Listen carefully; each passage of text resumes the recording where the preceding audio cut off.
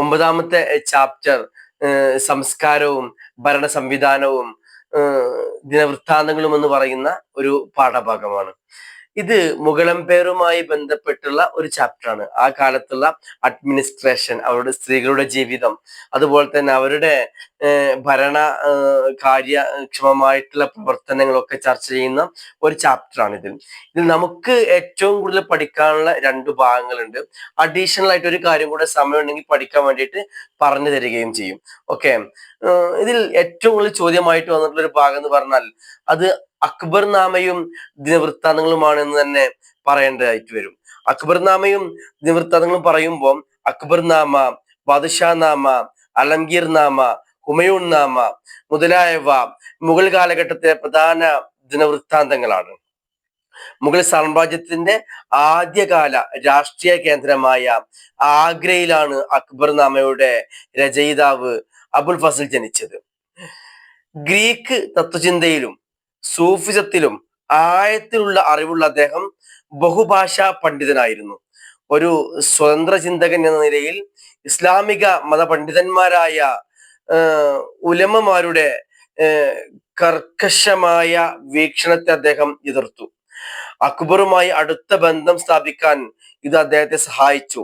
അക്ബറിന്റെ നയങ്ങളുടെ ഉപദേശകനും വാക്താവുമായിരുന്നു അദ്ദേഹം. അക്ബർനാമ പൂർത്തിയാക്കാൻ അബുൽ ഫസൽ 13 വർഷമെടുത്തു. ശരിക്കും പറഞ്ഞാൽ അബുൽ ഫസൽ ഇസ്ലാമികമായിട്ടുള്ള പണ്ഡിതന്മാർ പറഞ്ഞ പല ഭാഗങ്ങളും എതിർത്തിരുന്നു. പ്രത്യേകിച്ചും മതപരമായിട്ടുള്ള കർക്കശമായി പറഞ്ഞ പല ഭാഗങ്ങളുണ്ടല്ലോ, അദ്ദേഹം ശക്തമായിട്ട് എതിർത്തിരുന്നു. അതുകൊണ്ട് തന്നെ അക്ബറുമായിട്ട് അബുൽ ഫസലിന് ഏറ്റവും കൂടുതൽ അടുക്കാൻ ഇത് കാരണമായിട്ടുണ്ട് എന്നാണ് ചരിത്രം പറയുന്നത്. സംഭവങ്ങളുടെ യഥാർത്ഥ രേഖകൾ, കൊട്ടാരത്തിലെ ഔദ്യോഗിക രേഖകൾ, വാക്കാലുള്ള സാക്ഷ്യപത്രങ്ങൾ എന്നിങ്ങനെ വിവിധ സ്രോതസ്സുകളായാണ് അബുൽ ഫസൽ തന്റെ രചനക്കായി ആശ്രയിച്ചിരുന്നത്. അക്ബറിന്റെ കീഴിലുള്ള മുഗൾ ഭരണത്തിന്റെ വിശദാംശങ്ങൾ അക്ബർനാമ നമുക്ക് നൽകുന്നു.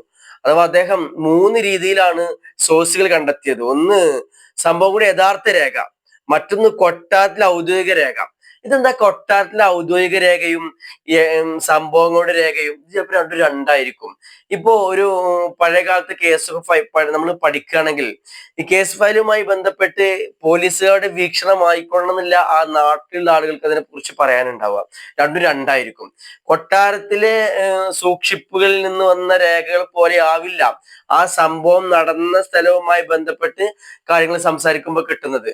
അപ്പോൾ ഇതെല്ലാം കണക്ട് ചെയ്തുകൊണ്ടാണ് അദ്ദേഹത്തിന്റെ രചനകൾ തുടങ്ങിയത്. അതുപോലെ തന്നെ വാക്കാലുള്ള സാക്ഷ്യപത്രങ്ങൾ, അദ്ദേഹം എഴുതുന്ന ഓരോ കാര്യങ്ങളും എവിടെ സംഭവിച്ച കാര്യങ്ങളാണ് അവിടെ പോയിട്ട് ജനങ്ങളിൽ നിന്ന് വാക്കെടുക്കുന്ന സ്റ്റേറ്റ്മെന്റ്. ഇതിലൂടെയൊക്കെ ആയിരുന്നു അദ്ദേഹം പുസ്തകത്തിന്റെ സത്യസന്ധത തെളിയിക്കാൻ വേണ്ടിയിട്ട് ശ്രമം നടത്തിയിരുന്നത്. വലിയൊരു ഭാഗമാണ്. അക്ബറിന്റെ കീഴിലുള്ള മുഗൾ ഭരണത്തിന്റെ വിശദാംശങ്ങൾ അക്ബർനാമ നമുക്ക് നൽകുന്നു. കൂടാതെ അത് ഭൂമി ശാസ്ത്രപരമായും സാമൂഹിക രാഷ്ട്രവും സാമ്പത്തികവും സാംസ്കാരിക സവിശേഷതകളെയും അത് അവതരിപ്പിക്കുന്നുണ്ട്. അക്ബറിന്റെ കാലത്തെ ഭൂമിശാസ്ത്രം, സംസ്കാരം, പൊളിറ്റിക്സ് അഥവാ രാഷ്ട്രീയ തന്ത്രം എല്ലാം ഇതിൽ പറയുന്നുണ്ട്. മുഗൾ സാമ്രാജ്യം വിവിധ സമുദായങ്ങളുടെ, അതായത് ഹിന്ദു, ബുദ്ധ, മുസ്ലിം, ജൈന തുടങ്ങിയവയുടെ സഹവർത്തിത്വത്തിലൂടെ പരിണമിച്ച ഒരു സംയോജിത സംസ്കാരമായിട്ടാണ് അബുൽ ഫസൽ അവതരിപ്പിക്കുന്നത്. ഈ ഗ്രന്ഥങ്ങൾ പലപ്പോഴും രാജ സന്നിധിയിൽ പൊതുവായി വായിക്കപ്പെടുന്നതായി നമുക്ക് ചരിത്രത്തിൽ പറയുന്നുണ്ട്. അക്ബർനാമയെ 3 ഭാഗങ്ങളായി തിരിക്കുന്നു. ഭൂമിയിൽ പ്രത്യക്ഷപ്പെട്ട ആദ്യ മനുഷ്യനായ ആദം മുതൽ അക്ബറിന്റെ ജീവിതത്തിന്റെ ആദ്യ 30 വർഷം വരെയുള്ള മനുഷ്യ രാശിയുടെ ചരിത്രം ആദ്യ ഭാഗത്തിൽ ഉൾപ്പെടുത്തുന്നു.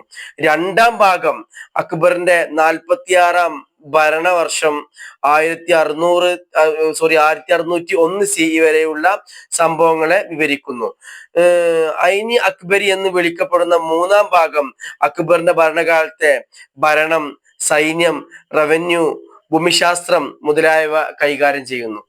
ഇതിൽ 3 ഭാഗമായിട്ടാണ് ഇദ്ദേഹത്തിൽ എഴുതിയെന്ന് പറയുന്നുണ്ട്. ഒന്ന് ആദം മുതൽ നമ്മുടെ അബു ഫസലിന്റെ അല്ലെങ്കിൽ അക്ബറിന്റെ ജീവിതകാലം വരെയുള്ള ഭാഗവും, അതിന് ശേഷമുള്ളത് 2ാം ഘട്ടത്തിലും 3ാം ഘട്ടത്തിൽ അഡ്മിനിസ്ട്രേഷന്റെ ഭാഗവുമായിട്ടാണ് ഇദ്ദേഹം വരച്ച് കാണിച്ചിരിക്കുന്നത് പറയുന്നുണ്ട്.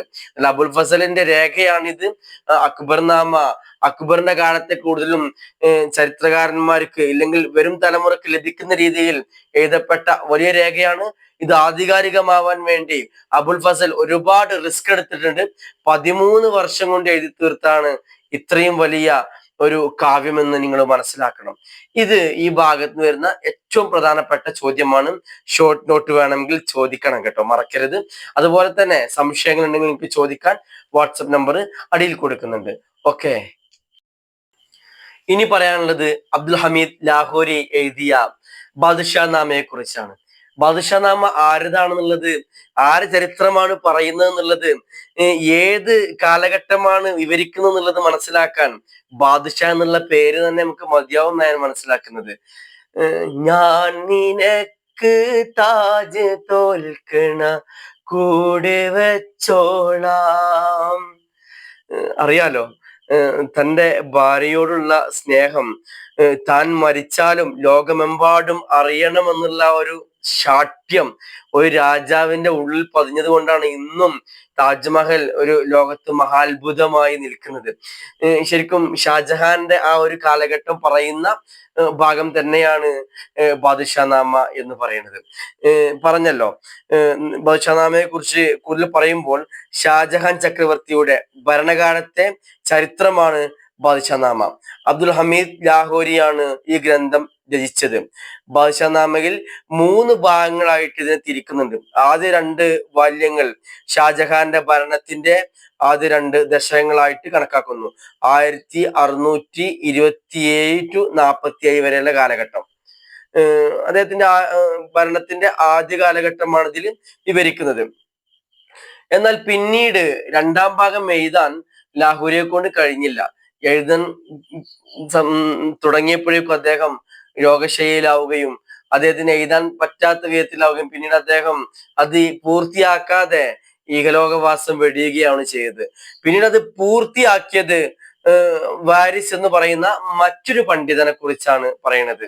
അപ്പോ ഇത് തന്റെ പ്രണയ കൊട്ടാരം തീർത്ത അവസാനം ഉസ്താദീസ് അടക്കമുള്ള മുഴുവൻ ജോലിക്കാരെയും കൊണ്ടുവന്ന് നിർത്തിയിട്ട് നിങ്ങൾക്കൊരു സമ്മാനം തരാം, കൈകൾ നീട്ടിക്കോളൂ എന്ന് പറഞ്ഞപ്പോ കൈ നീട്ടിയവർക്ക് മുന്നിലേക്ക് ഭടന്മാർ വാളുകൊണ്ട് ആഞ്ഞു വെട്ടി മുഴുവനാവുകയും കൈപ്പത്തി മുറിച്ചു കളഞ്ഞ് ഇനി മേലാൽ ഭൂമിയിൽ ഇതുപോലൊരു കൊട്ടാരം വരരുതെന്നുള്ള സ്വാർത്ഥമതിയായി മാറിയ തന്റെ ഭാര്യയോടുള്ള സ്നേഹം തന്റെ മാത്രം സ്വകാര്യതയാണ്, തന്റെ മാത്രം സ്വാർത്ഥതയാണ്.